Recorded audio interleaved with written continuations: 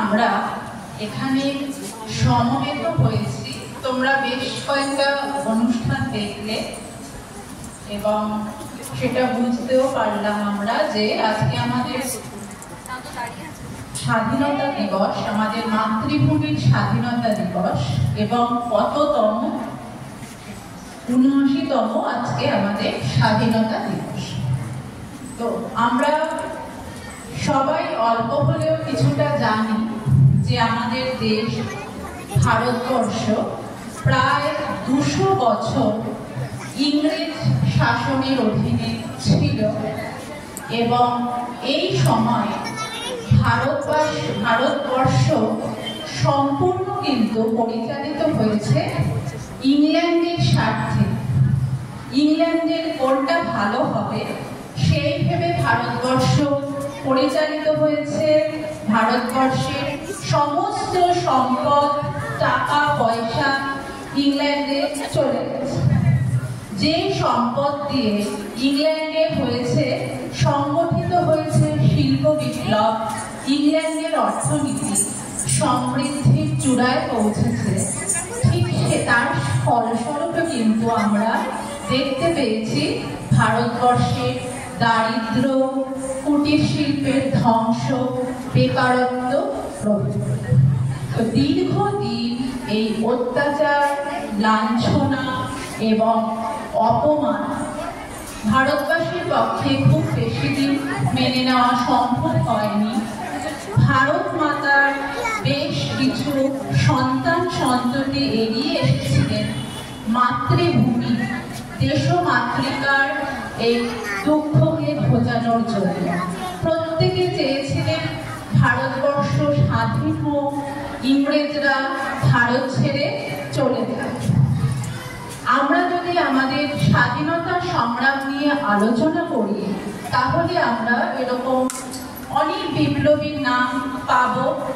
আমাদের ছাত্রী মধুরিমা আগে উল্লেখ করেছে দেখে আমি আর আলাদা করে প্রত্যেকের নাম বলছি না, এবং সকলের নাম মনে হয় বলাটাও সম্ভব নয়। কারণ আমরা জানি, আমাকে জিজ্ঞেস করলে, তোমাকে জিজ্ঞেস করলে আমরা হয়তো ভারতবর্ষের বেশ কয়েকজন নেতা নেত্রীর নাম বলতে পারবো যারা স্বাধীনতা সংগ্রামে এগিয়ে এসেছিলেন।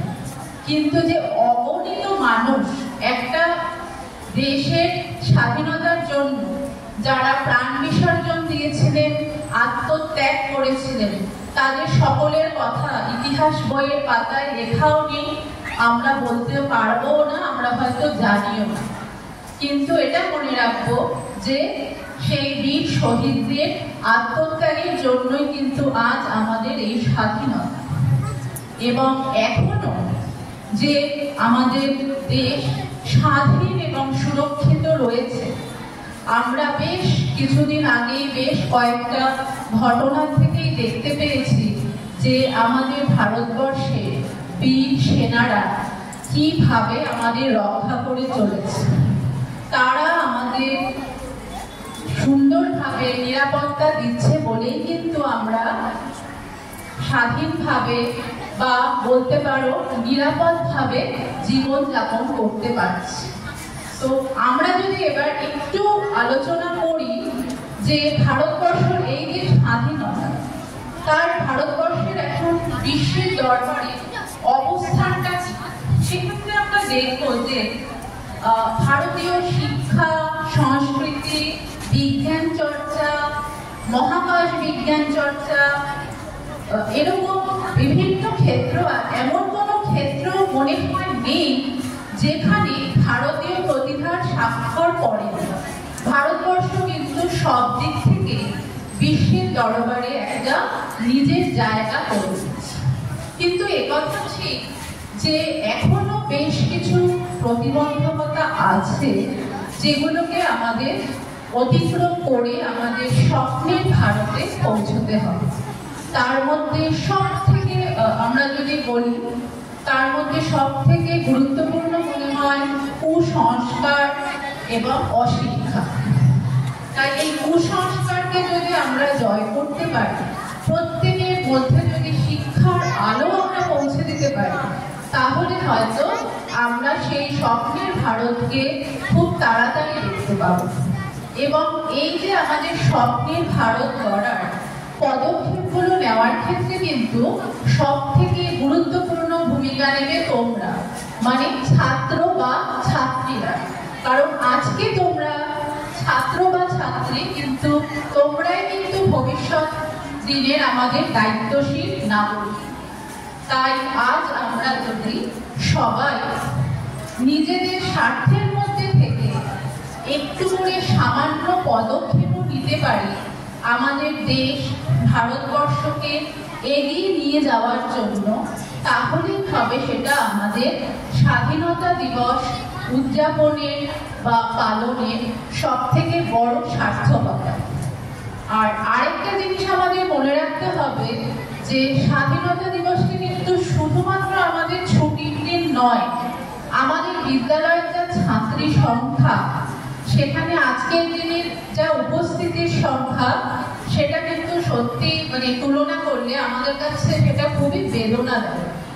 তবে সব ক্ষেত্রে তো মানে সব দিক ভালো খারাপ নিয়েই আমাদের এগোতে হয়।